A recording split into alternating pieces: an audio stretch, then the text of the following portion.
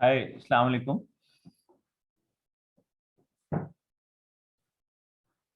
The class is going to start now. I'm sorry, I had someone coming to me because of COVID testing. So there is a thing I had to do at my family. Very sorry about it.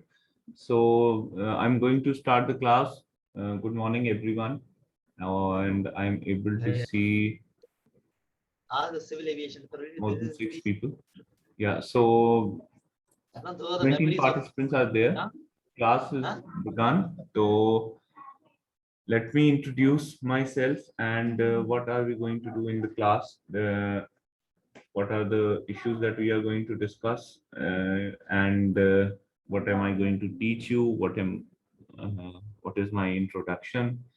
और बहुत briefly इसको कोशिश करेंगे cover करने की and then why sociology. So whenever anyone has a question, my request is that they, instead of coming off mute, they may type it in the chat box and I'll be definitely able to see it and I'll be definitely able to respond to that question. ठीक है जी? Are we clear? Okay, thank you very much, Aftab sir. So my name is Mohammad Hasnain Arshad and I have been able to qualify for CSS 2020 very fortunately, and by the grace of God have been able to get merit number 29 and my preference, which is Foreign Service of Pakistan, as my second preference. So I've been able to get that. Cannot thank Allah enough for that, because Allah Ta'ala ने बहुत खास रहमत और करम फरमाया है, and that's it. That's very much it about me. Personally, don't like to tell a lot about my CSS journey because honestly speaking, uh, I I don't think कि मैंने कुछ बहुत extraordinary किया है CSS के लिहाज से. And during the course of our class, there is one thing I always like to teach or I always like to emphasize on the students is that there is a lot of mythology that's spread around CSS. And my job as a facilitator, as I like to call myself, because I don't think I am a mentor or I am a teacher or I am anyone. I'm just a facilitator helping you facilitate you uh, in preparing for the exam. So as a facilitator, I always okay, CSS journey experience. ठीक है, जरूर कर देते हैं because today is our introductory class, so definitely before moving towards anything, I'll do that. So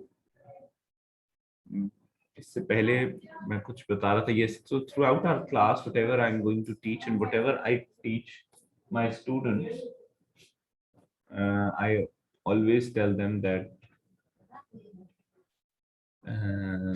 CSS is a very much doable thing. A person with a moderate, mediocre profile can do it. A person like me, if he can do it, then each and every one of you can do it. So this is what I believe, and I really very strongly believe.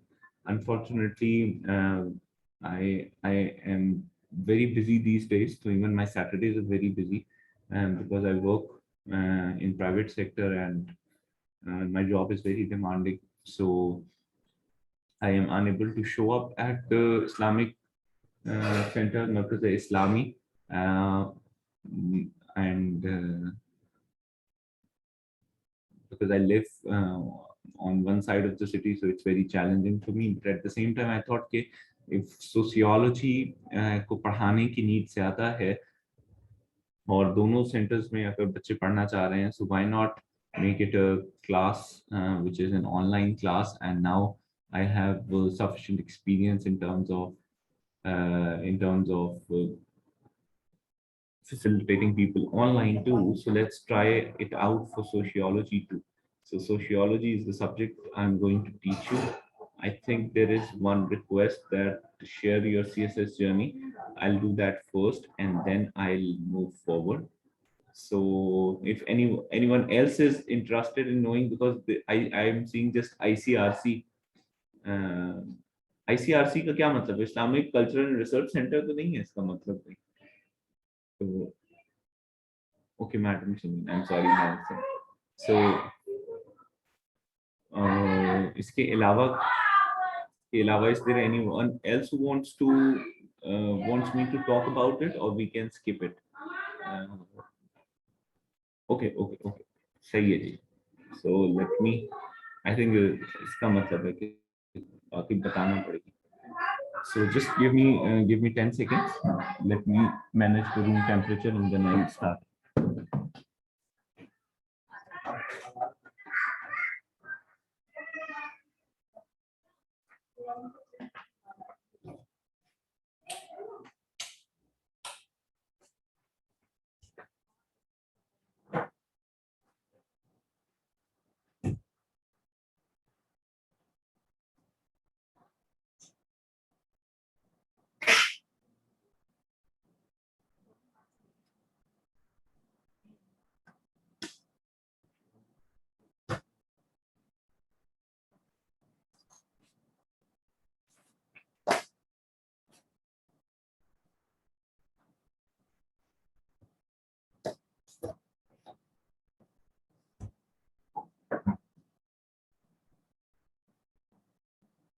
Okay, Ji, I'm back. Thank you very much for.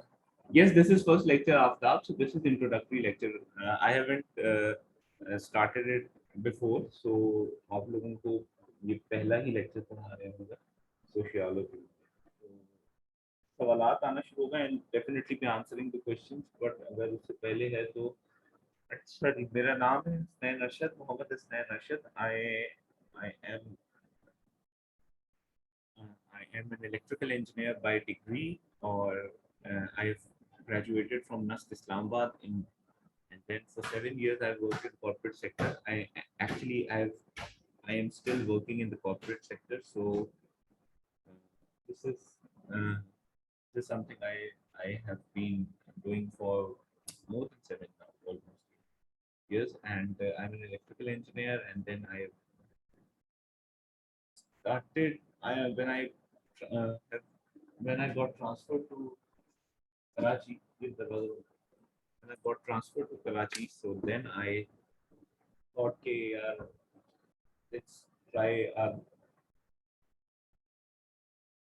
luck out for CSS too. So honestly speaking, I have been doing very good, Alhamdulillah.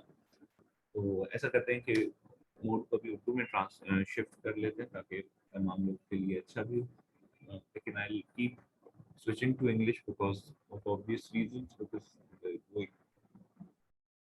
जी मेरी voice Audible है बाकी लोगों को, because I think Miss Sajida seems to think okay, I think then it's your problem, you may better check your signal. So electrical engineering की है नास्ट इस्लामाबाद से, उसके बाद काम किया है प्राइवेट सेक्टर में 7 साल। इसी दौरान तकरीबन 4-5 साल जब हो गए तो एक ख्याल आया कि भाई सीएसएस कर लेना चाहिए। उसका रीज़न ये था कि my father has always been very passionate about me doing CSS। तो एक इंटरेस्टिंग सा फैक्ट बता दूं, जैसे कभी मेरे पास व्हाइट बोर्ड होता है या मैं कभी पढ़ा रहा हूँ बच्चों को, तो मैं उनको एक बात बड़ी इंटरेस्ट सेक्टर से बताता हूँ कि ये जो बोर्ड है ना, जो एक स्टैंडर्ड व्हाइट बोर्ड या ब्लैक बोर्ड होता है, I can fill that board entirely with the names of people. उनको लगता है था मेरे बचपन में, मेरी एडोलेसेंस में, मेरी उसके बाद मेच्योरिटी में, कि मुझे सीएसएस करना चाहिए। कोई 100 से ज़्यादा लोग हैं जिनको मैं रिकॉल कर सकता हूँ, जो मुझे over the course of my school life, college, university, job life, मस्जिद, relatives, cousins, everyone. So uncles, aunts. So there is, like, you name it and you have it, that kind of relationship. So I think I was the only person who always used to think that I should not do it. तो ऐसा भी होता है कि आपकी अपनी conviction ना हो तो और लोगों की कन्विक्शन हो, तो आप तब भी पास कर लेते हैं, ठीक है। तो आप में से किसी को लगता है कि वो नहीं कर सकता है, लेकिन someone very strongly believes in your family, in your friend circle, in someone you love, they say that you should try it out. So I think definitely you should do it, because journey itself बहुत fulfilling है destination से ज़्यादा। तो मेरी जो thesis में एक advice होती है अपने दोस्तों को, अपने पीयर्स को, अपने जूनियर्स को, यही होती है। जूनियर्स इस सेंस में कि क्योंकि अब थोड़ा सा काम करते हुए भी हो गया है, तो काफ़ी लोग वर्क प्लेस में भी है। तो मैं हमेशा यही कहता हूँ कि try to enjoy the journey itself rather than the aim for destination. I think destination मिल जाना itself बहुत बढ़िया ऑनर है, बहुत अच्छी चीज़ है, मगर उसके बाद आपको बहुत सारी चीज़ें बाद में फील भी होती हैं, अच्छा भाई ये तो हो गया अब। तो आई थिंक जब मेरा रिजल्ट आया तो मुझे शायद 2-3 घंटे तो बहुत ज़्यादा खुशी हुई। उसके बाद मुझे अगले दिन ऑफिस जाना था, तो मैं ऑफिस चला गया। So I think the most beautiful period of it is the journey of CSS, और जिसके अंदर ये जो एक ऑब्सेशन होता है कि हमें कामयाब होना, सारा कुछ वो ज़रूरी तो है, मगर आप ओवर द कोर्स इतना ज़्यादा सीखते हैं कि आपको बहुत फायदा होता है आपकी लाइफ में। सो मेरा पैशन फॉर सीएसएस या reason for coming to CSS बहुत क्लियर था। दो चीजें थी, एक तो ये कि my father always wanted me to do CSS, and just hold for half a minute.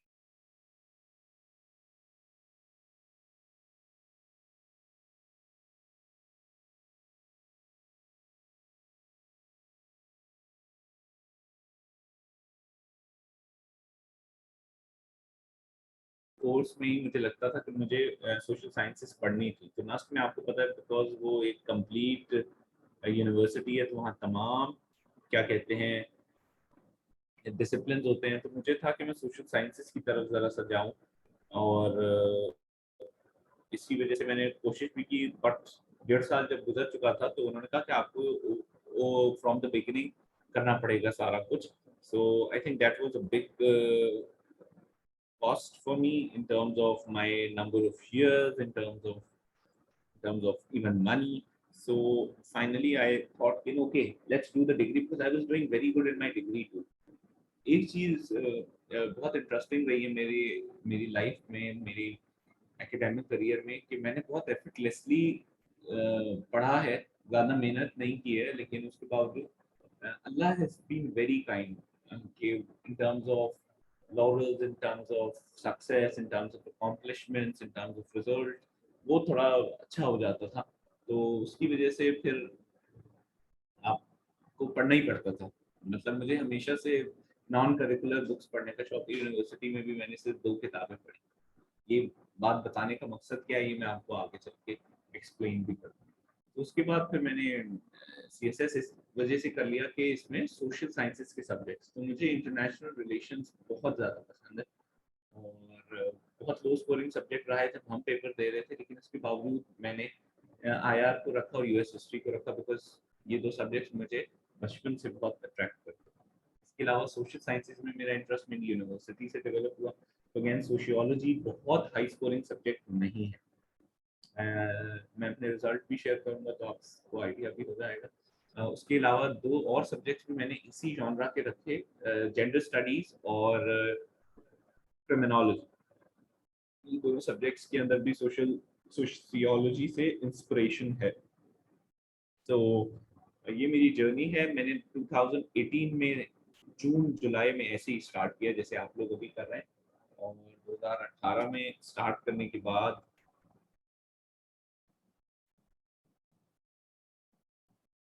उसके बाद जो है वो मैंने 2019 में एग्जाम दिए और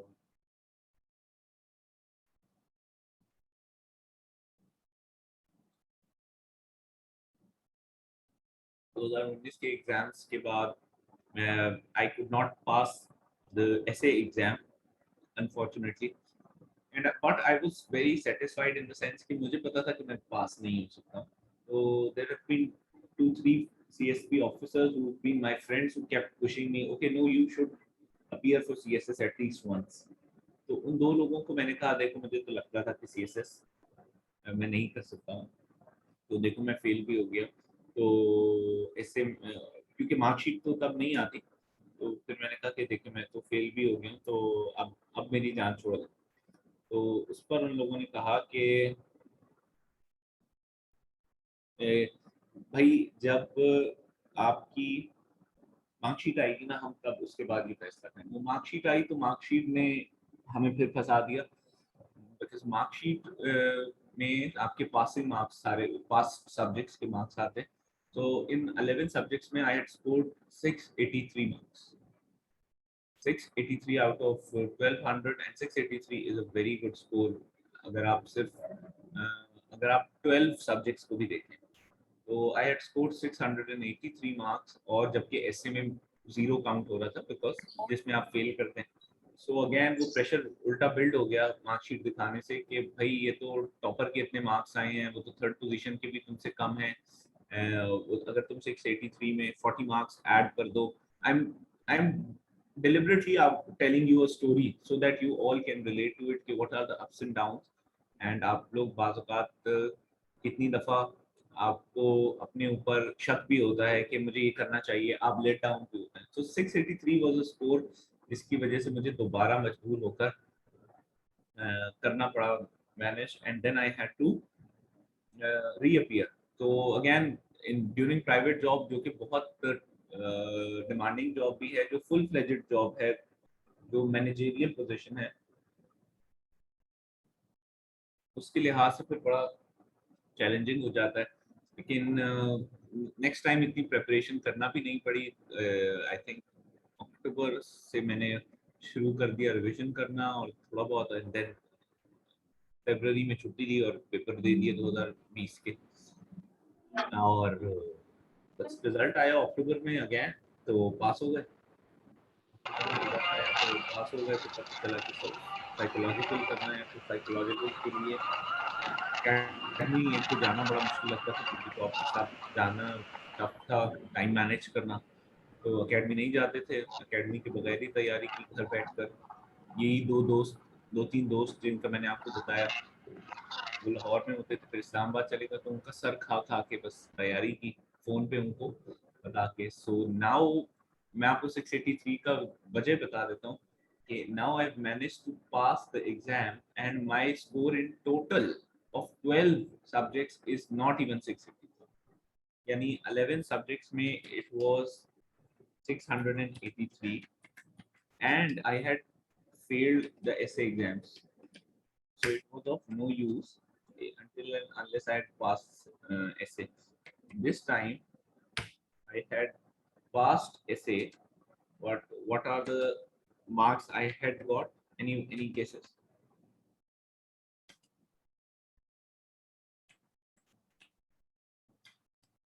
12 सब्जेक्ट्स में मेरे मार्क्स आए 670,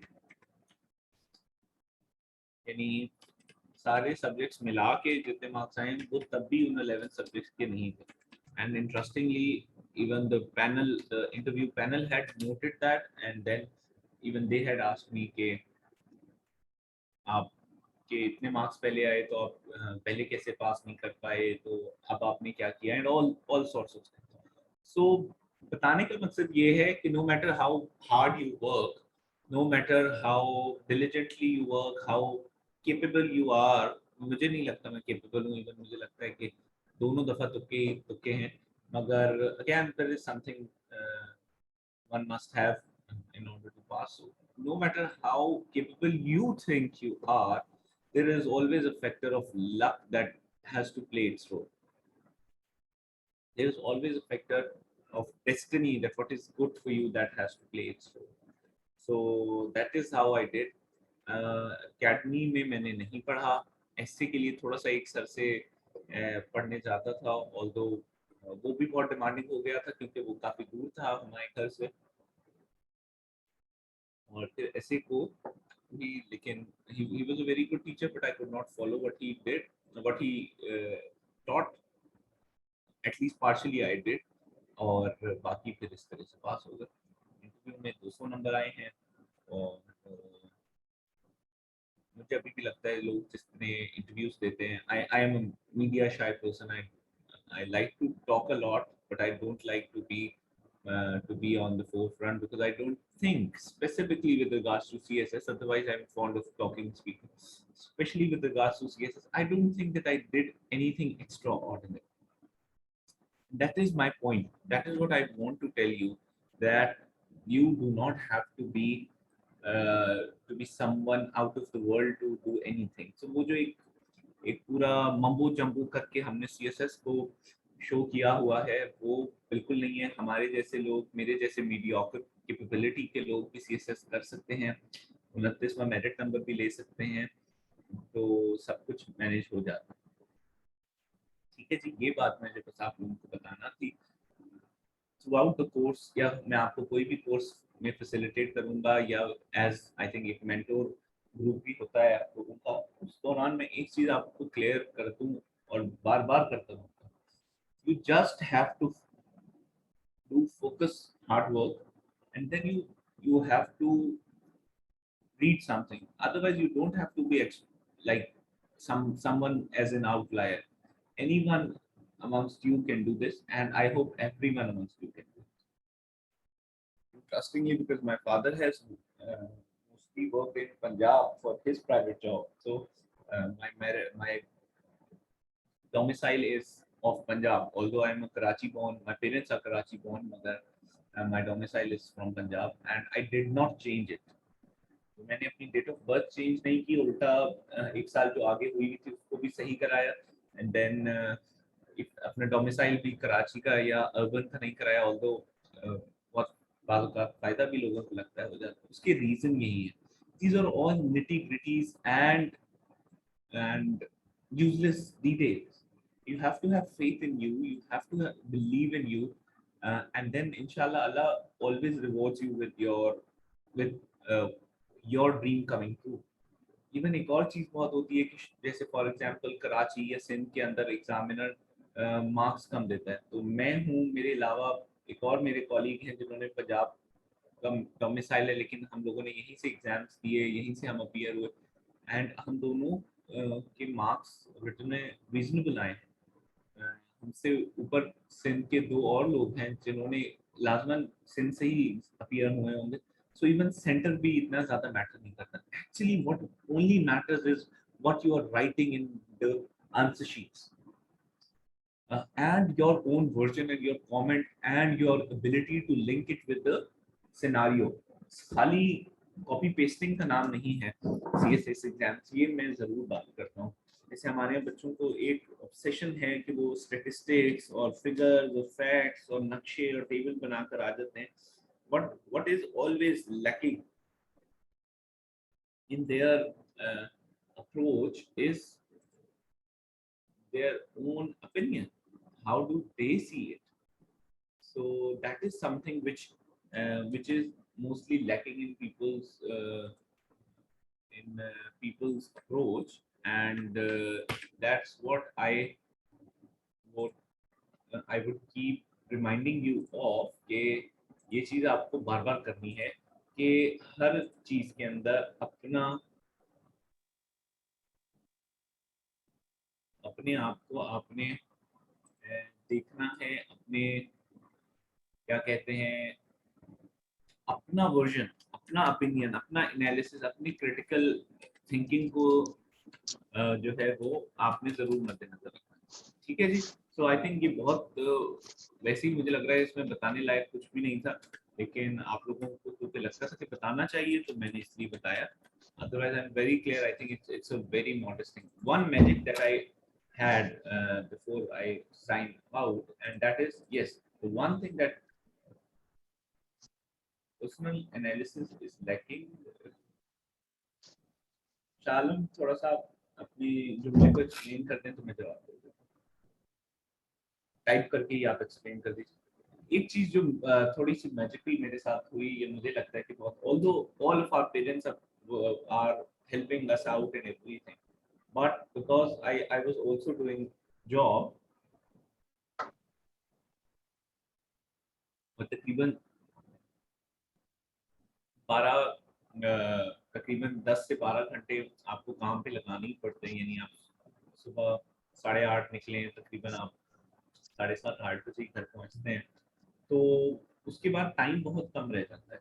सो I like to even practice religion, I like to spend time with family, I like to do a lot of things, मगर in spite of everything I had to prepare for CSS, तो even ये भी आप कर सकते हैं। यानी 5-6 घंटे भी आप रोजाना पढ़ें, फोकस करके पढ़ें, लेकिन अपनी ओपिनियन, अपनी राइटिंग को इम्प्रूव करके करें, तो आप ये सारा कुछ कर सकते हैं।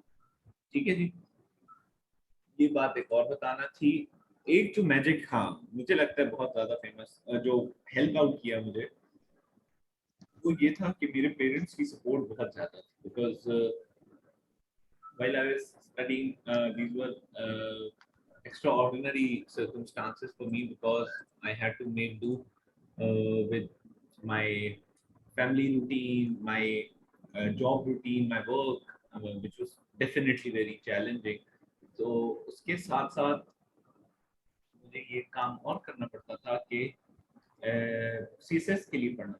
So my parents were extremely helpful. So they had uh, they had set up an entire room. So we are very actually we are how should I say, we are people with limited means and mediocre means, moderate means. But my parents set aside a room for me to study, table, chair, lamp, and then everything. And since थोड़ा सा मौसम भी ठंडा हो जाता है, so even heater, because मुझे बहुत सर्दी फील होती है, and then even मुझे खाने के लिए भी उठना नहीं पड़ता। Everything was like they kept feeding me something. They used to come, ये खा लीजिए ये, and I think for the coming 4-5 months, I used to be very testy. बस मुझे बाहर भी नहीं जाना है, सिर्फ नमाज पढ़ी, बाहर निकले, नमाज पढ़ी, वापस कमरे में आए, या खाना खाने के लिए 10 मिनट उठा, खाना खाया क्विकली, रोबोटिकली। तो वो सोशल लाइफ में मैंने थोड़ा कॉम्प्रोमाइज किया, लेकिन वो भी सिर्फ 3 से 4 महीने, बिकॉज अगेन मुझे बहुत ज़्यादा डिमांडिंग स्केड्यूल के साथ चलना था, उसमें बस टाइम बहुत कम था, नंबर ऑफ मंथ्स के लिहाज से भी, और टाइम बहुत कम था number of hours per day के लिहाज से भी। तो ये एक बात है। अदरवाइज आप लोगों को कोई सोशल लाइफ छोड़ने की जरूरत नहीं है, सब कुछ हो जाता है, सब मैनेज होता है। ये चीज़ है। तो there my parents have been extremely helpful, that उन्होंने वाकई मुझे हिले नहीं दिया। सो I have 2 younger siblings, but I have always been the most problematic child of all. So but I think my parents have always been very cool about it. So that is one more thing I want to say. के बाद कोई सवाल आ रहा है तो वो सवाल मैं करता हूँ, and then we are going to move towards sociology. Okay, let me see is there a voice? Do you smart check? I think voice go ahead. Okay. So are you able to see the screen? I think my notes are visible to every one of you? Can you please, can someone prompt me and let me know if they are able to see the screen now?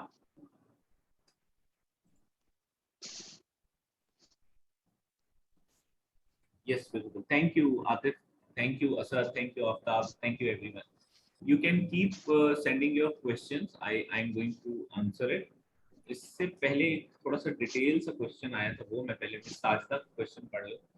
I have read down to earth sociology and one another book of an English author. However, one thing that's one of them tackle Pakistan and CSS sociology parts are mostly based upon Pakistani context. Sir, would you please say something on it? Yeah, definitely. I'm going to talk about it. So, ma'am. So, but thank you for raising this question, madam. मैंने जो किताबें पढ़ी है, हम over the course हम discuss करेंगे. आपको सारी चीजें मैं बता भी दूंगा. मैंने स्लाइड्स डिलिबरेटली प्रिपेयर नहीं किए. उसका रीजन ये है कि वॉइस का मसला कितने लोगों को ये तो प्लीज बताएं, बिकॉज मुझे तो इवन सिग्नल स्ट्रेंथ में कोई प्रॉब्लम दिख नहीं रहा है. बाकी लोगों में से जिन लोगों को वॉइस क्लियर आ रही है, पहले तो वो टाइप करके बताइए please.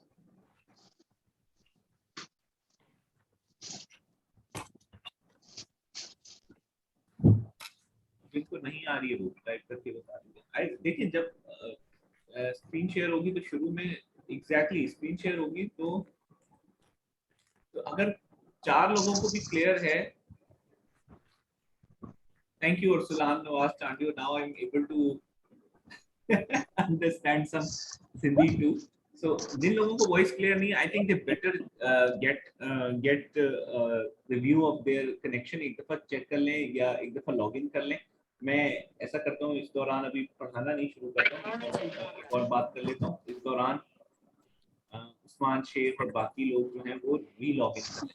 Because if the voice is clear to few of you, it means that the problem is not from the person side who is speaking. So interestingly, I am an electrical engineer और मैंने signal and systems पढ़ी हुई है, तो मैं इस पे आपको पूरा भाषण भी दे सकता हूँ. ठीक है? ओके. मैं ज्यादा जोर से बोल लेता हूँ. आतिफ साहब, ये भी हम कर लेते हैं. आप सारे जो जुल्म है वो आप मेरे से करा लें. ओके.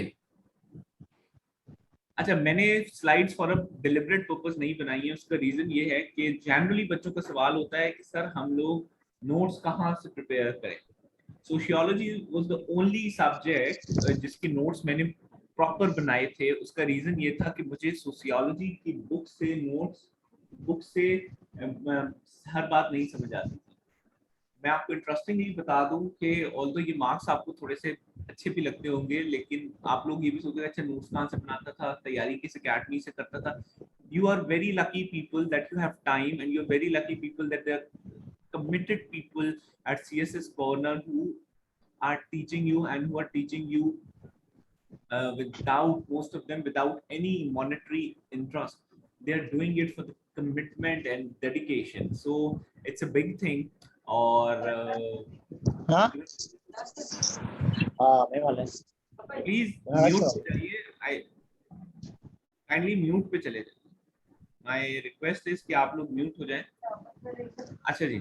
सो नोट्स वही सोशियोलॉजी के मैंने बनाए थे, एंड उसका रीजन ये था कि बुक से मुझे बहुत ज्यादा क्लैरिटी नहीं आती थी. तो मैं बाज़-औक़ात इंटरनेट, बाज़-औक़ात एक बुक दूसरी बुक उसको थोड़ा पढ़ के मैं फिर अपने पॉइंटर्स बना लेता था. और ये वो सब्जेक्ट था जो जिसके लिए मैं बहुत पैशनेट था, तो मैं इसको छोड़ नहीं सकता था. सो मैंने टगा की बुक पहले पढ़ी, जो हमीद टगा की है, और उसमें मुझे कुछ चीज़ें तो बहुत अच्छी लगी, लेकिन अगेन मुझे थेरिस की बिल्कुल समझ नहीं आई. And you know that sociological theories are the most important part of sociology. तो फिर ये हुआ कि मैंने नोट्स खुद बनाए थेरीज के, साइंटिफिक रिसर्च मेथड्स के. तो उसकी वजह से फिर मुझे नोट से बहुत अच्छी तरह रेफर करके तैयारी हो जाती थी मेरी. और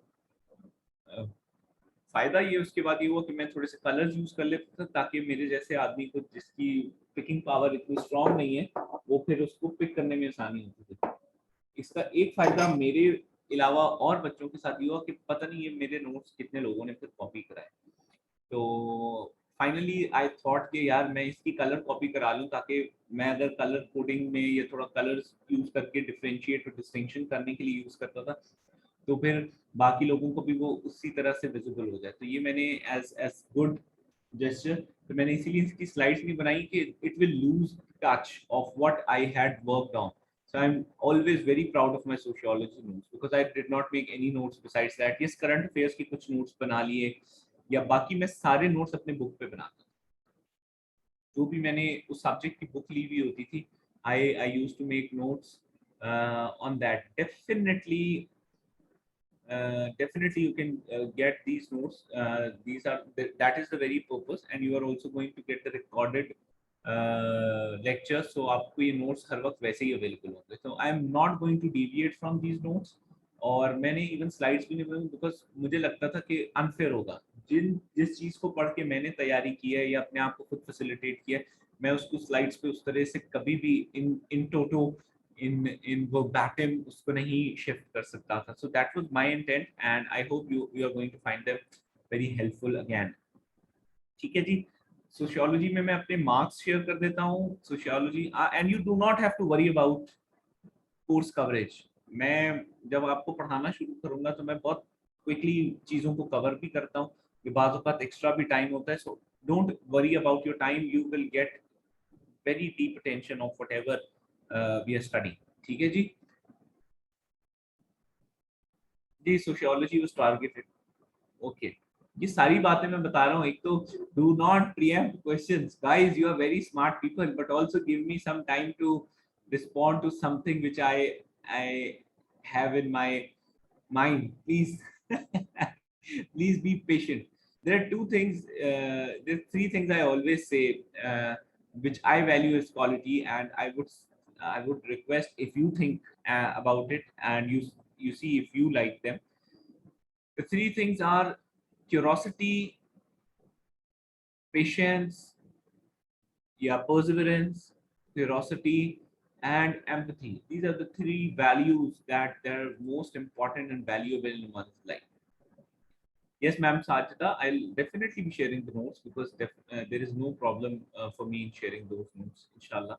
I'll do it, but maybe I'll do it when you are done with study of the lectures, because problem ये होती है कि बच्चे फिर notes को verify करते हैं and then they do not attentively attend lectures and then they miss out on discussions and then कुछ चीज़ों को वो पहले ही पढ़ के तो वो फिर अपनी अपनी मेंटल पावर को यूज नहीं कर रहे होते। तो मेरा एक बड़ा स्ट्रॉन्ग इख्तिलाफ बच्चों से ये होता है कि जब आप नोट्स देखें, मेरे ऐसे के नोट्स देखें या जनरल नॉलेज के, तो जो भी देखें टॉपिक्स पहले कवर कर लें डिस्कशन में, उसके बाद देखें, या फिर बुक से पढ़ लें उसके बाद नोट्स देखें, ताकि आपको अपनी सोचने के लिए कुछ अपॉर्चुनिटी आपके पास मिले। Sociology is a good subject. इसके प्रोज एंड कॉन्स मैं पहले डिस्कस कर लेता हूँ। Are you so far are you okay with the lecture? Are you connected? Are you engaged to this lecture? Yeah, should we change something in our lecture, please? Anyone who would like to say? और जिसको आवाज नहीं आ रही है वो बताइए, लेकिन मुझे लग रहा है आवाज का प्रॉब्लम शायद सिग्नल का। Thank you, Sabir. Thank you, Sajda. So, sociology is a 100-mark subject, and sociology is actually mother of all subjects जिनको जिनकी कोई सोशल लिंकेज बनता है। तो जनरली एक लो स्कोरिंग सब्जेक्ट है, रिलेटिवली लो स्कोरिंग सब्जेक्ट है, और थोड़ा सा ड्राई सब्जेक्ट है। अगेन जब आप पढ़ रहे हो, खासकर जब आप थेरीज पढ़ रहे हो, तो थेरीज में डेप्थ में क्योंकि बुक नहीं जा रही होती है, तो हमने तो नोट्स में कोशिश की है कि डेप्थ में जाए, तो फिर आपको बाज़ औक़ात मिसिंग लिंक्स खुद जोड़ने पड़ते हैं, उसके लिए आपको दाएं बाएं से पढ़ना पड़ता है। उसकी वजह से आप बाज़ औक़ात स्टूडेंट्स इम्बॉगल हो जाते हैं। तो otherwise it's a very good subject. I opted for it despite few friends advising against it, because वो कहते थे कि यार अगर तुम्हें कुछ भी पढ़ना है तो तुम भाई फिजिक्स क्यों नहीं रख लेते, तुम इंजीनियर हो। मैंने कहा भाई मेरा शौक या मेरा reason for appearing in the exam, for taking this exam ही यही है कि मैंने ये सब्जेक्ट्स पढ़ने हैं, चाहे अब वो लो स्कोरिंग है हाई स्कोरिंग है। मैं अपना शौक अपनी ज़हनी अय्याशी कैसे पूरी कर पाऊंगा. So then they gave up. One of my friends who's now mashallah who's a CSS officer and very well accomplished guy. So उसने तो इवन ये भी था मैंने सोशियोलॉजी पढ़ी उसकी तैयारी की और फिर छोड़ दी. तो उससे मैं थोड़ा सा डिस्करेज भी हुआ, लेकिन again my love for the subject was very much there, and I could see that I developed an interest into it. So sociology थोड़ा सा शुरू में ड्राई सब्जेक्ट लगता है, लेकिन उतना ही इंटरेस्टिंग है क्योंकि आपके daily life, daily affairs, daily action से बहुत रेलेवेंट है. You can create analogies in your practical life from your social theories very easily, very conveniently and very often. So that is good about it. ये subject आपको बहुत जगहों पर help करता है क्रिटिकल एनालिसिस करने में, अपना ओपिनियन देने में, बिकॉज आप मुआशरे को फिर मुआशरे के तौर पर देखते हैं रादर देन कि आप मुआशरे को एक गिवन के तौर पे देखें. सही है. सो society as a living, as a conscious creation, as a conscious creature के तौर पर आपको नजर आती है रादर देन के समथिंग जो कि बस खुद ब खुद तख्लीक हो गई और जो विदाउट एनी रूल्स मूव कर रही है. बल्कि ये तो सोशियोलॉजिकल थ्योरीज के अंदर अभी आप हम कवर भी कर रहे होंगे, तो I am a strong supporter of that. इसके अलावा क्या कहते हैं, लो स्कोरिंग सब्जेक्ट है रिलेटिवली, बहुत ज्यादा मार्क्स नहीं आते, आपको लिखना पड़ता है. तीसरी चीज जो बच्चे मिस करते हैं कि सवाल के जवाब देते हुए डेली लाइफ और पर्टिनेंट सिनेरियोस, रेलेवेंट एग्जांपल्स देना भूल जाते हैं. डेली लाइफ सिनेरियो से उसको लिंक करना, रिलेट करना भूल जाते हैं, and because of that examiner sometimes penalises. इसके अलावा कोर्स बहुत ज़्यादा नहीं है, एक मीडियम लेवल का सब्जेक्ट है. मैंने सोशियोलॉजी के लिए टगा की बुक पहले पढ़ी, उसमें से कुछ चीज़ें मैंने सीखी. इसके अलावा एक जहांगीर वर्ल्ड टाइम्स की बुक मैंने पढ़ी थी, बहुत ब्रीफ सी बुक थी because I did not have time and मुझे टगा से नहीं समझ आया था. तो ये जहांगीर वर्ल्ड टाइम्स की आई थिंक 150 पेजेस से भी कम की बुक थी, वो मैंने पढ़ी थी. वो अकॉर्डिंग टू आउटलाइन बनी हुई है, कोर्स आउटलाइन, जबकि टगा की बुक जो है वो कोर्स आउटलाइन के हिसाब से नहीं बनी है. वो जो है वो बीए एमएससी यानी मास्टर्स करने वालों के लिए, तो उसके अंदर कुछ चीज़ें मिसिंग भी हैं, जैसे sociological problems Pakistan specifically missing है, कुछ थेरिस्ट मिसिंग है बिकॉज शायद उससे पहले कवर हो गए होंगे समथिंग. तो उसके लिए फिर मैंने जहांगीर वर्ल्ड टाइम्स की बुक कंसल्ट की थी. It was very quick book, सो वो फिर मैंने उसको देखा, कंसल्ट किया. फिर इंटरनेट से चीज़ें देखते थे, जो चीज़ नहीं समझ आती थी इंटरनेट को कंसल्ट करते थे. कुछ एक कोर्स आप लिख लें, ऑल्दो मैंने वो कोर्स नहीं पढ़ा क्योंकि मुझे कोर्स नहीं अटेंड किया क्योंकि मुझे क्या कहते हैं टाइम नहीं था, दूसरा मुझे पता ही बाद में लगा. तो यूएस हिस्ट्री के लिए तो मैंने क्रैश कोर्स यूट्यूब पे वीडियोस देखी थी, लेकिन क्रैश कोर्स सोशियोलॉजी भी एक है जो जॉन ग्रीन आई थिंक खुद पढ़ाते हैं या कोई और उनके कॉलीग. सो क्रैश कोर्स सोशियोलॉजी आप कर सकते हैं, आपकी बड़े मजे से, बहुत लाइटर टोन में, बड़े लाइटर मोड के अंदर आपको सोशियोलॉजी के कॉन्सेप्ट्स कवर हो जाते हैं. सो this is how I prepared, this is how I was able to do it. So that's it. इसके अलावा सोशियोलॉजी के मेजर 3 पार्ट्स हैं, 3 पार्ट्स कह लें या 4 पार्ट्स कह लें, देन उसकी मार्क्स डिस्ट्रीब्यूशन के लिहाज से मैं आपको बता दूंगा. हम नेक्स्ट क्लास में या उसके बाद होने वाली किसी क्लास में इवन पास्ट पेपर्स को भी डिस्कस करेंगे जब डेस्क में, तब मैं आपको बताऊंगा. तो सोशियोलॉजी के 3 मेजर पार्ट्स हैं. पहला है सोशियोलॉजिकल कॉन्सेप्ट्स, कि फैमिली क्या होती है, कम्युनिटी क्या होती है, सोशल स्ट्रैटिफिकेशन क्या होती है, सोशल मोबिलिटी क्या होती है, अपवर्ड मोबिलिटी क्या है, हॉरिजॉन्टल मोबिलिटी क्या है, ऑल सॉर्ट्स ऑफ थिंग.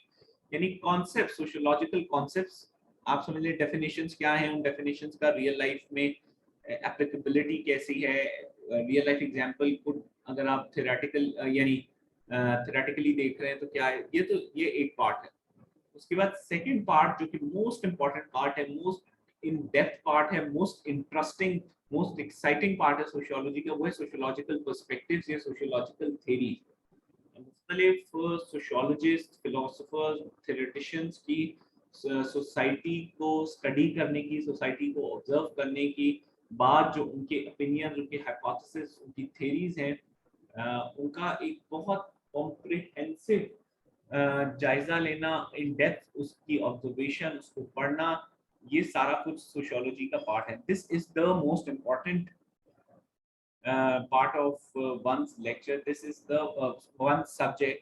और सोशियोलॉजी के पेपर में तकरीबन 3 सवाल एटलीस्ट, यानी आपके 60 मार्क्स जो है वो लाजमन यहाँ से आते हैं, आपसे लाजमन, यानी ये शॉर्ट है कि एटलीस्ट 3 क्वेश्चंस आपके सोशियोलॉजिकल थ्योरी से आएंगे, सोशियोलॉजिकल पर्सपेक्टिव से। एटलीस्ट ये 3 से 4 भी हो जाते हैं, आउट ऑफ 7 आपके पास बात इवन 4 क्वेश्चंस भी आ जाते हैं। के अलावा नेक्स्ट थर्ड मेथड है, थर्ड पार्ट है scientific research, method of research. ये एक सवाल जरूर आता है सोशियोलॉजी में, इसका 20 मार्क्स का सिलिंग कि आपने रिसर्च मेथडोलॉजी डिजाइन करनी होती है किसी एक सोशियोलॉजिकल फिनोमिनन के ऊपर रिसर्च करने में, या सोशियोलॉजिकल रिसर्च मेथड को एक्सप्लेन करना होता है विद एग्जांपल्स और एनीथिंग। सो ये पोर्शन है, it is also an interesting portion, you are definitely going to cover that. And the fourth part is sociological problems of Pakistan. So these are the 4 major parts कि पाकिस्तान में वो कहते हैं कि जब आपने सोशियोलॉजिकल कॉन्सेप्ट्स पढ़ लिए हैं, आपने पर्सपेक्टिव थ्योरीज पढ़ ली हैं, फिर आपने रिसर्च मेथड्स पढ़ ली, अब आप बताएं कि पाकिस्तान की जो सोशियोलॉजिकल प्रॉब्लम्स है उनके बारे में आपको क्या ख्याल है। जैसे मुझे याद है, आई थिंक 2018 के सब्जेक्ट 2018 के पेपर में कराची में अर्बनाइजेशन की प्रॉब्लम पे आया था। इसके अलावा 2019 में 2019 में जस्ट मिनट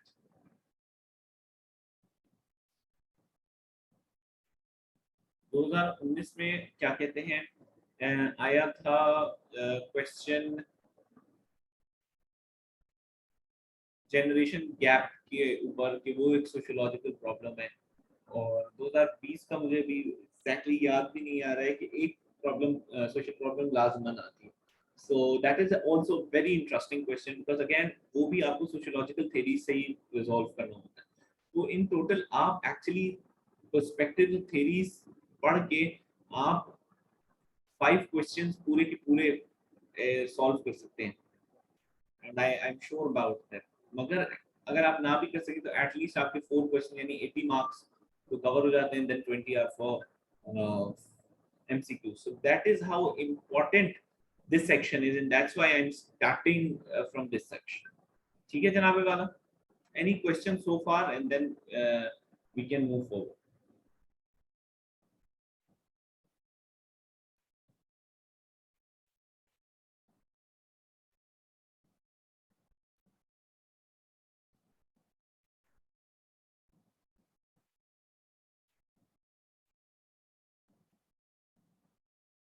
Okay जी, any question? Are we there?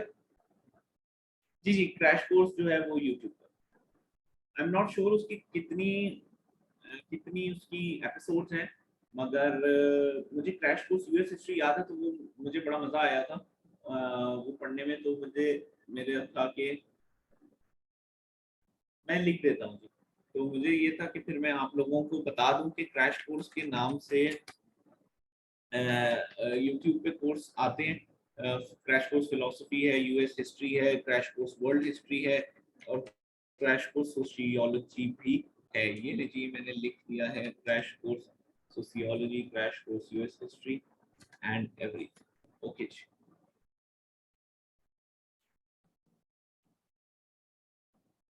Okay let's start जी।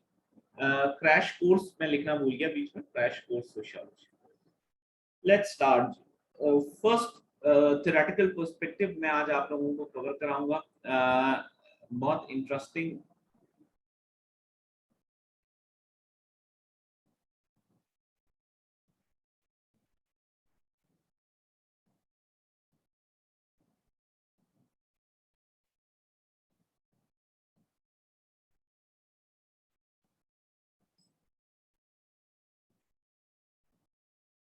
अच्छा जी।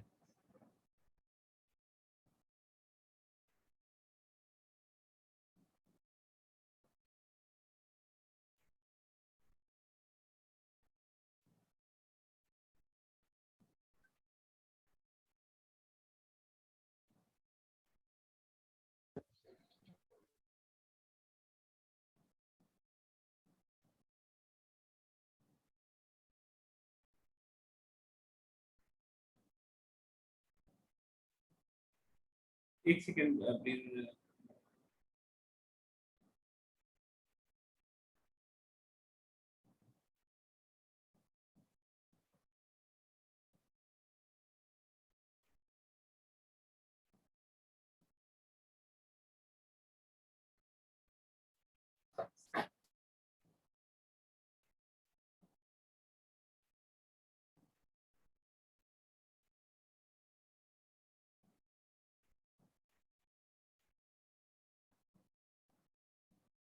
ओके जी। Ibn Khaldun is the first theoretician जिसको हम आज डिस्कस करेंगे। इनको फादर ऑफ क्लासिक सोशियोलॉजी भी कहा जाता है। एक मुस्लिम फलसफी है। 1332 से लेके 1406 तक इनका दौर रहा है, यानी 14वीं सदी के अंदर ये रहे हैं। इन्होंने जो कॉन्सेप्ट दिए हैं वो हैं concept of evolution, consumption, social classes. तो यानी एवोल्यूशन यानी सोसाइटी इवॉल्व कैसे करती है, डेवलप कैसे करती है और आगे कैसे बढ़ती है। उसके बाद कंजम्पशन। कंजम्पशन ये कि सोसाइटी कंज्यूम करती है चीज़ों को, सोसाइटी खर्चा करती है, सोसाइटी के अंदर एक तरक्की होती है, माली मालो दौलत जब डेवलप होती है तो सोसाइटी उसमें कैसे आगे बढ़ती है। उसके बाद है सोशल क्लासेस क्या होती है। मुख्तलिफ सोशल क्लासेस होती हैं। क्लासेस एक तरह से सोसाइटी जिन सेगमेंट्स में डिवाइड होती है उनको क्लास कहते हैं। ठीक है जी। इसके अलावा non linear growth of society. Okay जी। Non linear growth of society एक और कॉन्सेप्ट है कि सोसाइटी ऐसे नहीं है कि कोई एक सीधी डायरेक्शन में, एक सीधी लाइन में ग्रो कर रही है। सोसाइटी ने सिर्फ ग्रो ही नहीं करते जाना, सोसाइटी का फॉल भी आना है। तो ये एक और कॉन्सेप्ट इन्होंने दिया। फिर इन्होंने method of logic as scientific method recommended for study of social sciences. इससे पहले सोशल साइंसेस का कॉन्सेप्ट नहीं था उस तरह। सोशल साइंसेस का कॉन्सेप्ट जो है वो बाद में आया है।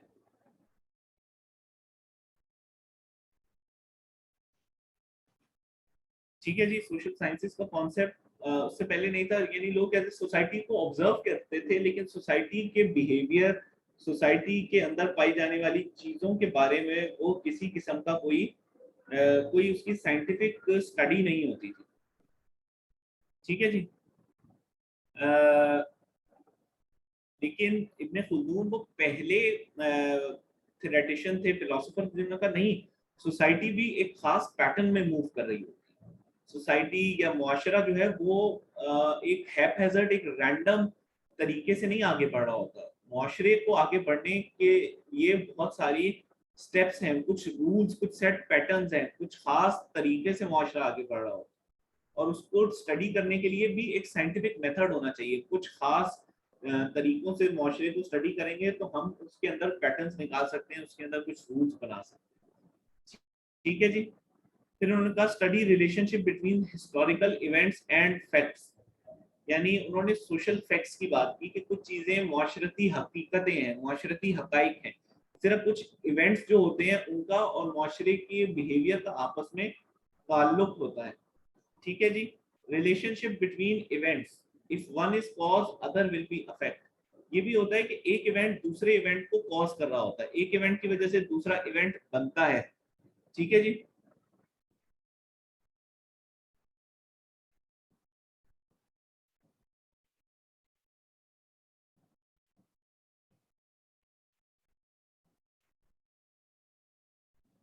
ठीक है जी।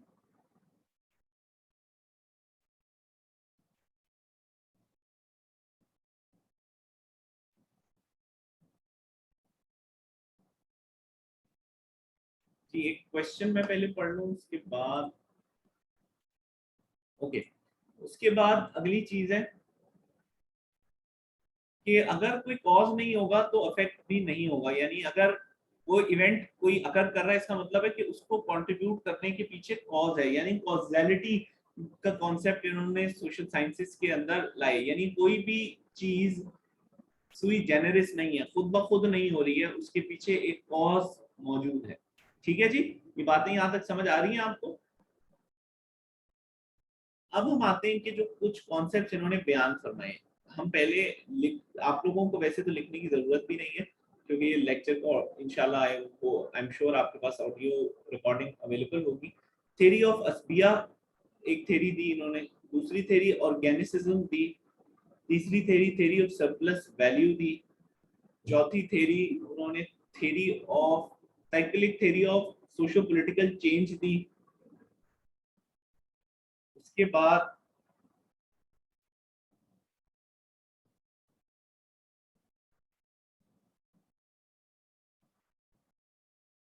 साइक्लिक थ्योरी के बाद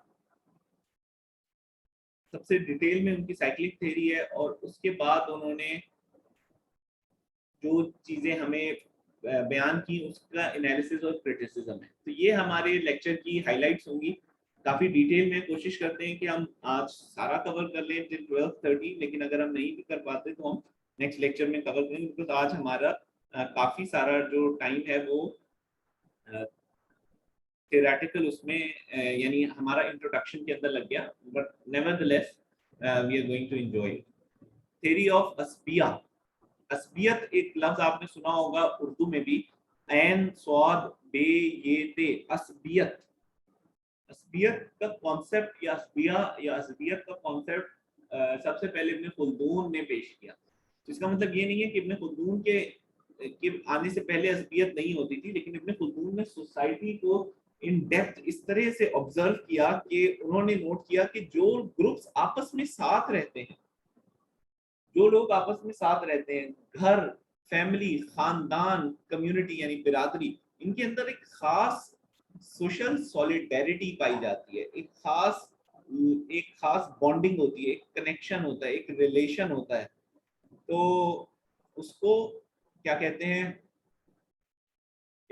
उसको अस्बिया कहते हैं, सॉलिडारिटी कहते हैं। तो इब्ने खुल्दून वो पहले फिलोसोफर थे, सोशल साइंटिस्ट थे, जिन्होंने इसको ऑब्जर्व किया और इस फिनोमिनन को एक नाम दिया कि इसको अस्बियत कहते हैं, या हम अगर अंग्रेजी में बात करें तो सॉलिडारिटी यानी यकजहती। ठीक है जी, it is the force of cohesion that unites people with one another. ये कोहेजन है, एक दूसरे को जुड़ा रखने वाली एक कुव्वत है जो लोगों को मुत्तहिद रखती है एक दूसरे के अंदर। एक कौम के अंदर आप मुल्क से बाहर जाएं तो आप मुल्क से बाहर जाते हैं तो आप पाकिस्तानी को देखकर क्यों खुश हो जाते हैं? ये जैसे जब भी जाता हूँ पाकिस्तान से बाहर, तो मुझे यही होता है कि मैं पता करूं कि इस मुल्क के अंदर पाकिस्तानी कम्युनिटी कितनी स्ट्रांग है, पाकिस्तानी विजिटर्स कितने हैं, या पाकिस्तान से ताल्लुक रखने वाले लोग कितने, उर्दू बोलने वाले लोग कितने हैं, मेरी जबान बोलने वाले लोग कितने।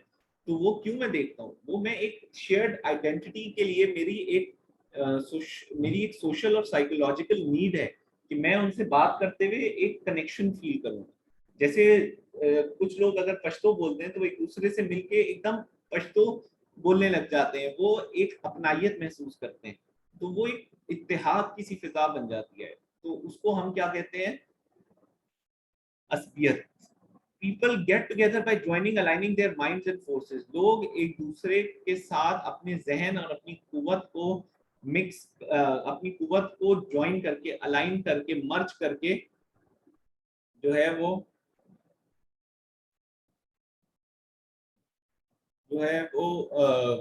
एक ग्रुप बनाते हैं। जैसे पाकिस्तानी एक ग्रुप है, जैसे पंजाबी एक ग्रुप है, जैसे उर्दू बोलने वाला लोगों की एक कम्युनिटी होगी, सिंधी बोलने वाले लोगों की एक कम्युनिटी होगी, फिर सिंध में तमाम लोग रहने वालों को सिंधी कहा जाएगा, पंजाब में रहने वाले लोगों को चाहे वो जो मर्जी जबान बोले उनको पंजाबी कहा जाएगा क्योंकि पंजाब के रहने वाले। इसी तरह से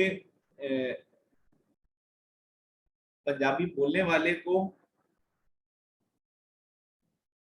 अब पंजाबी बोलने वाले को कहा जाएगा पंजाबी बोलने वाला, पंजाब के रहने वाले को पंजाब पंजाब का कहा जाएगा, बलूचिस्तान में रहने वाले को बलूचिस्तान में रहने वाला बलोच कहा जाएगा। इस तरह बलोच लेकिन मुख्तलिफ सूबों में भी पाए जाते हैं। तो अगेन आइडेंटिटी एक फ्लूइड चीज है, आइडेंटिटी किसी एक कैरेक्टरिस्टिक की मोहताज नहीं है, ठीक है जी। As soon as the concept of solidarity develops in a group, it becomes invincible and undefeatable.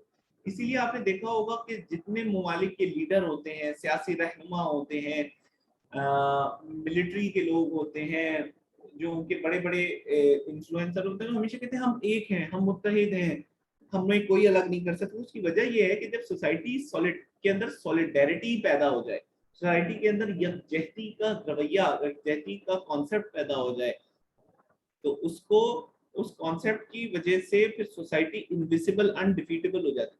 जब लोग एक दूसरे को अपना समझने लग जाए, कि फिर लोग एक दूसरे में ये तखसीस डिस्टिंक्शन ना करें कि मैं क्या कहते हैं मैं जो है वो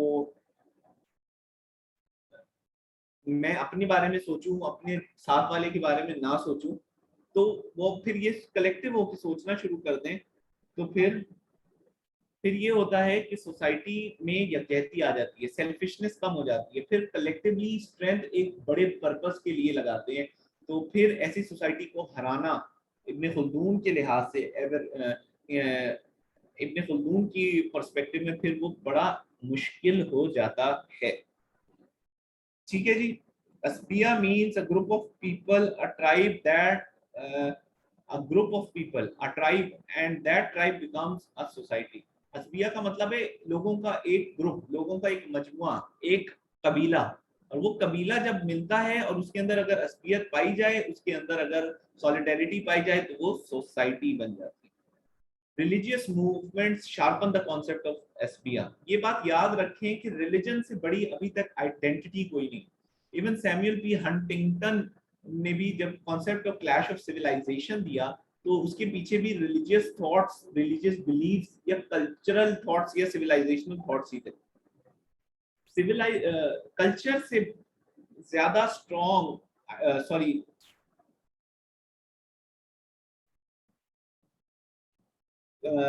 रिलीजन से ज्यादा स्ट्रॉन्ग आइडेंटिटी मार्क कोई भी नहीं। और ये इतना स्ट्रॉन्ग है कि हंटिंगटन कहता है कि आप हाफ अमेरिकन हाफ पाकिस्तानी हो सकते हैं, आप मुख्तलिफ जबानें सीख सकते हैं, आप बलोची सीख सकते हैं, आप पंजाबी सीख कर बाइलिंगुअल बन सकते हैं, आपके माँ का ताल्लुक फॉर एग्जांपल फ्रांस से है, आपके वालिद साहब का ताल्लुक स्पेन से है, तो आप हाफ स्पेनिश हो सकते हैं। मगर रिलीजन एक ऐसी चीज है कि आप उसमें हाफ नहीं हो सकते। या आप पूरे मुसलमान हैं, या आप गैर मुस्लिम, या आप क्रिश्चियन हैं, या आप नॉन क्रिश्चियन हैं, या आप एक एथियस्ट हैं, या आप बिलीवर इन गॉड हैं, या आप एक हिंदू हैं, या आप एक बुद्धिस्ट हैं। तो आइडेंटिटी रिलीजन से बढ़कर कोई स्ट्रॉन्ग आइडेंटिटी प्रोवाइड करने वाला फैक्टर नहीं है। इसलिए रिलीजियस मूवमेंट्स जब भी होती हैं, तो वो एक दूसरे के साथ इत्तेहाद होता है, एक दूसरे को यकजा करती हैं, क्योंकि रिलीजन से ज्यादा यूनिफाइंग कैपेबिलिटी किसी में नहीं है। अच्छा, इसका कन्वर्स भी बिल्कुल ट्रू है कि रिलीजन आउट ग्रुप को जितनी बुरी तरह से एस्ट्रेंज और एलियनेट करता है, वो भी कोई और आइडेंटिटी नहीं कर सकती। जैसे मैंने आपसे अभी अर्ज किया कि आप मुसलमान हैं तो आप मुसलमान ही हैं, और जब आप इस्लाम को छोड़ेंगे तो आप गैर मुस्लिम बन जाएंगे। आप एक वक्त में इस्लामी कम्युनिटी के मेंबर हैं और अगले लम्हे उसको छोड़ते ही आप उस कम्युनिटी से शन कर दिए गए।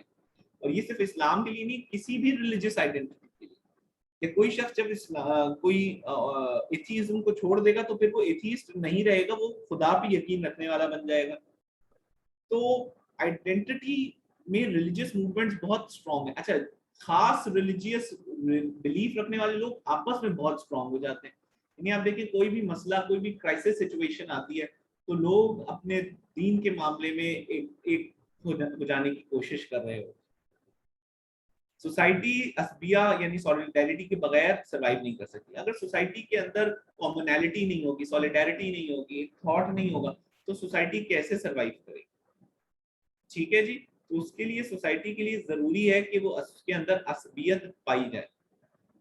नोमैडिक ट्राइब्स जो कि खाना बदोश ट्राइब्स होते हैं, उनके अंदर सबसे ज्यादा होती है असबियत, जो कि सोसाइटी के अर्बनाइज होते होते होती जाती है। इसके ऊपर आगे कॉन्सेप्ट्स बहुत ज्यादा आएंगे, इवन कार्ल मार्क्स का कॉन्सेप्ट भी आएगा अर्बनाइजेशन का, इसके अलावा हर्बर्ट स्पेंसर का भी आएगा। तो मैं बहुत डिटेल में नहीं अभी से कवर करता।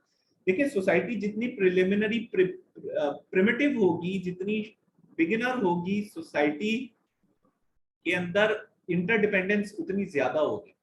आप एक घर में रहते हैं ना, तो आप खाने पीने के लिए अपनी वालदा पे डिपेंडेंट है, फाइनेंसिस के लिए अपने वालिद पे। आपको बार बार उन जरूरियात की वजह से, उनकी फुलफिलमेंट के लिए उन पे इन्हिसार करना पड़ता है।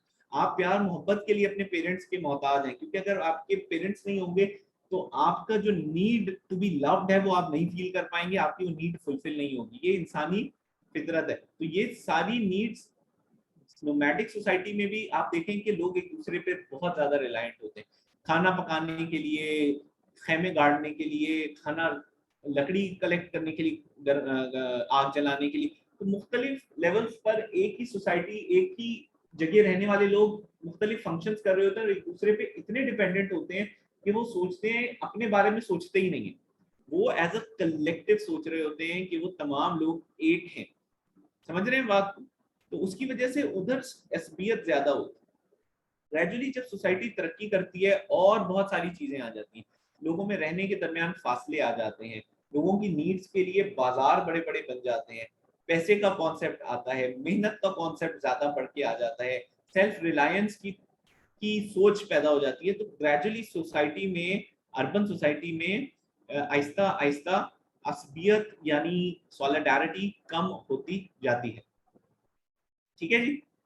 और ये चीज आपने देखी भी होगी कि गांव में, देहात में, गैर तरक्की याफ्ता शहरों में, छोटे शहरों में आपस में लोग मिलजुल के रहते हैं। जैसे जैसे तरक्की होती है, चीजें आपस में फासले पैदा होते जाते हैं।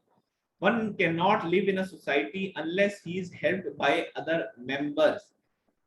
ये बात लेकिन चाहे एक अर्बन सोसाइटी भी हो, अर्बन सोसाइटी भी हो, तो भी एक दूसरे के ऊपर डिपेंडेंस के बगैर नहीं रहा जाता है। ठीक है, एक दूसरे की डिपेंडेंस के बगैर ना रहने की वजह से क्योंकि आप सरवाइव नहीं कर सकते। आप एक सोसाइटी के अंदर एक खाली घर में 4 लोग मिलके भी नहीं रह सकते, अकेले रहना तो नामुमकिन है। आपको मिलना है, खुशी है, गम है, खाना है, तफरीह है, पढ़ाई है, लिखाई है, ये तमाम कामों के लिए सोशल इंस्टीट्यूशंस मौजूद हैं। जैसे मैडम ने भी बिल्कुल सही फरमाया कि man is a social animal. तो अगेन उसके लिए एक दूसरे पे डिपेंडेंस की वजह से सॉलिडारिटी पैदा होती है। एक इंसान सॉलिडारिटी के बगैर नहीं रह सकता है, सेल्फिश बनके नहीं जिंदा रह सकता। असबिया डायलैक्टिक है। ये कॉन्सेप्ट डायलैक्टिक का हेगल से आया है, यानी एक चीज दूसरे को फरोग देती है और दूसरा फिर उस पहली चीज की खात्मे की वजह बनता है। असबिया इज रिजर्व ऑफ पावर, यानी ताकत का खजाना है। एक सोशल पावर जो है वो असबिया के अंदर रिलाई कर रही होती है। ठीक है, लेकिन इसी के अंदर socio political, psychological, economic destruction के सीड्स भी हैं। सियासी, नफ्सियाती और इकोनॉमिक तबाही भी इसी के अंदर है। देखें, असबियत ही की बुनियाद पे लोग अंधाधुंध जुल्म करते हैं दूसरी कौमियतों के ऊपर, क्योंकि उनको अपनी रेस सुपीरियर लगती है। जैसे आर्यन रेस का कॉन्सेप्ट जो है वो जर्मन्स के अंदर आ गया था। फिर उसने क्या, किस कॉन्सेप्ट को प्रमोट किया? जूइश हेट को, एंटी सेमिटिज्म को। इसके अलावा अब आप देखें, पाकिस्तान में मुख्तलिफ फिरकों से ताल्लुक रखने वाले लोग एक दूसरे को सुपीरियर, अपने आप को सुपीरियर कह रहे हैं, एक दूसरे को काफिर करार देते हैं। एक खूनरेजी का आलम भी मच गया था पाकिस्तान में। तो वो एक दूसरे को अच्छा समझने की वजह से एक अपने कम्युनिटी के मेंबर्स की बुराइयों के ऊपर भी पर्दा डालने लगा, जिसकी वजह से सोसाइटी के अंदर सोशियो पॉलिटिकल डिस्ट्रक्शन शुरू हो जाती है। जिस सोसाइटी में सोशियो पॉलिटिकल डिस्ट्रक्शन शुरू हो, वो इकोनॉमिकली भी तरक्की नहीं कर सकती, वो नफ्सियाती तौर पर भी नरगिसियत का शिकार हो जाती है। अब पाकिस्तान में एक चीज बार बार आप पढ़ते हैं, हमारा पास बहुत सुनहरी था, हमारा जो माजी है बहुत ताबनाक था। हम इस नॉस्टैल्जिया से कब निजात हासिल करेंगे? क्यों? क्योंकि हमें लगता है कि मुसलमान रेस एक आइडियल रेस है, खुदा की चुनीदा रेस है, इसमें कोई शक नहीं, लेकिन इसके साथ साथ खुदा का इंतखाब हमारी मेहनत के ऊपर भी डिपेंडेंट है। तो वो जब तक हम सॉलिडेरिटी के साथ साथ प्रैक्टिकलिटी नहीं ऐड करेंगे और हम यही सोचते रहेंगे कि मुसलमान बेस्ट कौम है और मुसलमानों को तो कोई कुछ नहीं कह सकता है, तो हम साइकोलॉजिकल डिस्ट्रक्शन की तरफ भी जाएंगे। इकोनॉमिक डिस्ट्रक्शन मैंने पहले ही आपसे बयान कर दिया, और आपको ये पाकिस्तानी माशरे में ये तीनों काइंड ऑफ डिस्ट्रक्शन इस टाइम नजर आ रही है। तो आप सोच रहे क्रिटिकल एनालिसिस और रेलेवेंस कैसे क्रिएट करनी है। आपने कॉन्सेप्ट की now the scenario of now days daily life के सिनेरियोज के, तो ये एक चीज है जो मैं आपसे जिक्र करना चाहता हूँ। अगली चीज है ऑर्गेनिसिज्म। ये कॉन्सेप्ट आखिरी है, इसको हम कवर करते हैं, और उसके बाद सरप्लस वैल्यू क्योंकि डिटेल में है तो वो मैं आपको नेक्स्ट क्लास में पढ़ाऊंगा। ऑर्गेनिसिज्म एक बहुत बेसिक कॉन्सेप्ट। ऑर्गेनिसिज्म ऑर्गेनिक से निकला है, और ऑर्गेनिक और ऑर्गन से। ऑर्गेनिक का मतलब है नेचुरली एग्जिस्टिंग चीज, लिविंग ऑर्गेनिज्म, कोई नॉन लिविंग थिंग ना होना, ऐसी चीज जिसके डिफाइंड ऑर्गन्स हों जो अपने फंक्शन परफॉर्म करके सर्वाइवल में हेल्प करे, उसे एक ऑर्गेनिक चीज कहते हैं। इब्ने खुल्दून ये कहता था कि सोसाइटी कोई एक मुर्दा चीज नहीं है, कोई एक वेग कॉन्सेप्ट नहीं है, कोई एक रैंडम अकरेंस नहीं है, कोई लोगों का एक रैंडम कलेक्शन नहीं है। सोसाइटी एक कॉन्शियस चीज है, एक लिविंग ऑर्गेनिज्म है। लिविंग ऑर्गेनिजम्स का एक लिविंग कलेक्शन को सोसाइटी कहते हैं। ये ग्रो भी करती है, जैसे एक बच्चा पैदा होता है, उसके बाद वो बड़ा होता है, नशोनुमा पाता है, डेवलप होता है, फिर वो अपने आप को तरक्की देता है, सीखता है, पढ़ता है, लिखता है, स्किल सीखता है, मिच्योर होता है, बालिग होता है, बड़ा हो जाता है, फिर उसका डिक्लाइन शुरू होता है, उसकी तनज़्ज़ुली शुरू हो जाती है, बीमार होता है, उसकी स्किल्स भूलने लग जाते हैं, उसकी याददाश्त खराब होने लग जाती है, फिर उसकी मौत हो जाती है। इसी तरह सोसाइटी भी शुरू में वजूद में आती है, फिर वो तरक्की करती है, फिर वो मेच्योर हो जाती है, यानी अपनी तरक्की की मेराज पे पहुंच जाती है, फिर वो डिक्लाइन करना शुरू करती है, तनज़्ज़ुल पजीरी उसके अंदर आ जाती है, और फिर सोसाइटी फाइनली खत्म हो जाती है। आप बहुत सारी सिविलाइजेशंस को देखें कि वो इसी तरह से खत्म हो गई। बाहर से आने वाले हुक्मरानों ने तो उन्हें बाद में खत्म किया, उससे पहले ही वो अंदरूनी तौर पे खोखलेपन का शिकार थे। तो ये ऑर्गेनिसिज्म है। इस कॉन्सेप्ट को उसने अपनी साइक्लिक थ्योरी के अंदर मजीद भी एक्सप्लेन किया है, तो वो हम आने वाले लेक्चर में इसको कवर कर लेंगे। लेकिन ऑर्गेनिसिज्म एक बहुत अहम कॉन्सेप्ट है, ये पेपर में भी बार बार आ चुका है। ऑर्गेनिसिज्म को आपने इसी तरह से पढ़ना है, और इसकी डिटेल हम जो है वो हर्बर्ट स्पेंसर और इसके अलावा ऑगस्ट कॉम्टे और अभी जनाब इब्ने खुल्दून साहब की थेरीज के अंदर इसको पढ़ लेंगे। So that's all for today. I think मैंने आपको इंट्रोड्यूस करा दिया सोशियोलॉजी, उसकी कोर्स आउटलाइन से, उसका इंट्रोडक्शन देने से और बाकी चीज़ों से। तो इंशाल्लाह हम नेक्स्ट लेक्चर में ज़रूर मिलते हैं दोबारा से। आप प्लीज़ मुझे बताइए आपको आज का लेक्चर कैसा लगा। मैंने जान के अपने सोशियोलॉजी मार्क्स अभी नहीं बताए हैं, वो आपको मैं नेक्स्ट लेक्चर में बताऊंगा, दोनों अटेम्प्ट्स के इंशाल्लाह।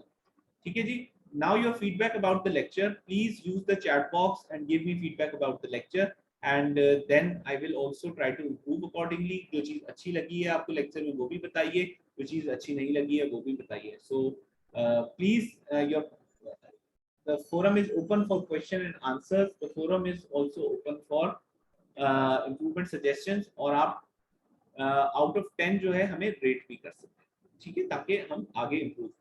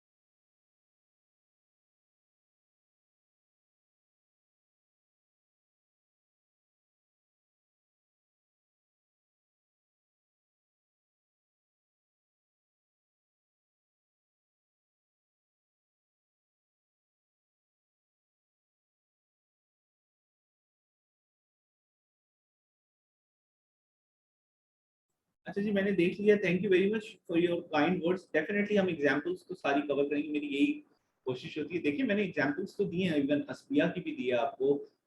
पुरानी सोसाइटी में आप रसूलुल्लाह के दौर की अस्बिया की दे सकते हैं कि कुफार को प्रॉब्लम ही यही थी कि ये हमारी सोसाइटी के अंदर फूट डालने आ रहा है, नाउजुबिल्लाह, हमारे सोशल फैब्रिक को खराब कर रहा है। तो इसके अलावा मैंने पाकिस्तान की आपको अस्बिया की मिसालें दी हैं। इसके अलावा मैंने आपको भी ये भी बताया कि रिलीजियस आइडेंटिटी सोशल सोशियोलॉजी के अंदर कैसे काम करती है। तो मैं ये बाकी सब्जेक्ट्स के भी सवाल के जवाब इंशाल्लाह आपको कल नेक्स्ट लेक्चर में दूंगा जब भी प्लान होता है, and then we will move forward. I think sociology के लिए आपको तकरीबन 10 से 11 लेक्चर्स में हम इसको कवर कर लेंगे, and I don't think sociology requires more than a month to prepare. Thank you very much everyone. I am going to now sign out. Gender studies criminology पे भी मैं इंशाल्लाह आप लोगों को बताऊंगा। बिल्कुल सोशियोलॉजिकल थ्योरीज क्रिमिनोलॉजी और जेंडर स्टडीज में अप्लाई होती हैं और आप करेंगे। Thank you very much everyone. Now I'm going to log out of the lecture and see you again sometime later. Thank you. Keep remembering me in prayers, and you are all in my prayers too. Thank you.